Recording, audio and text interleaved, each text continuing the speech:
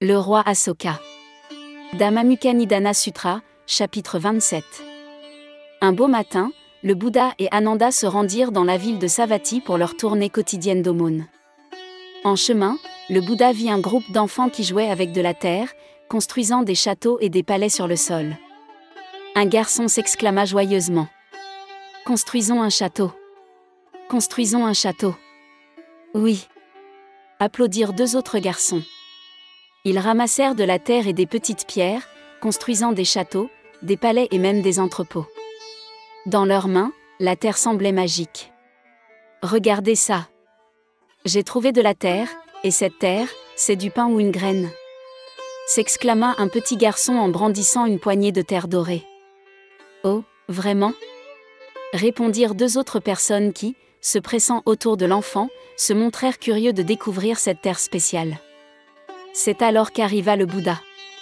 Le petit garçon fut captivé par la gentillesse et la douceur du Bouddha.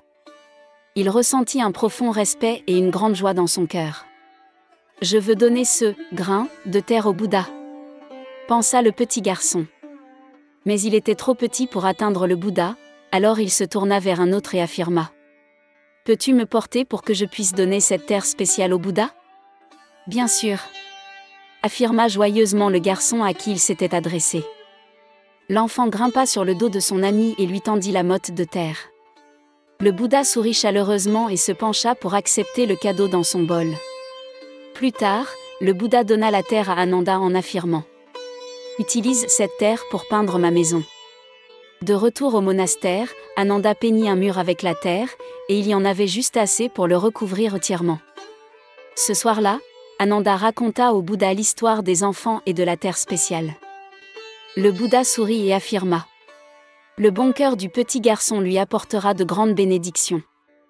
Dans le futur, il deviendra un grand roi nommé Asoka, et son ami sera son sage ministre. Ensemble, ils répandront les enseignements du Bouddha et construiront de nombreux stupas à travers le pays. » Ananda écouta, émerveillé, et demanda « Maître, qu'avez-vous fait dans le passé pour mériter de tels résultats ?» Le Bouddha raconta alors une histoire ancienne. Il était une fois un grand roi nommé Vasuki qui voulait que tous les habitants de son pays honorent un Bouddha, appelé Pushya. Il demanda à des peintres de dessiner la belle forme du Bouddha Pushya, mais ils n'y parvinrent pas. Le Bouddha Pushya lui-même mélangea la peinture et leur montra comment peindre. Avec le temps, ils produisirent 84 000 peintures parfaites du Bouddha Pushya, qui furent partagées entre tous les royaumes. Ananda s'émerveilla de cette histoire. Le Bouddha expliqua. C'est pourquoi, même après ma mort, 84 000 stupas seront construits. Cette histoire nous enseigne que même les plus petits actes de bonté et de respect peuvent devenir de grands trésors à l'avenir. On se souvient toujours de nos bonnes actions et elles sont récompensées.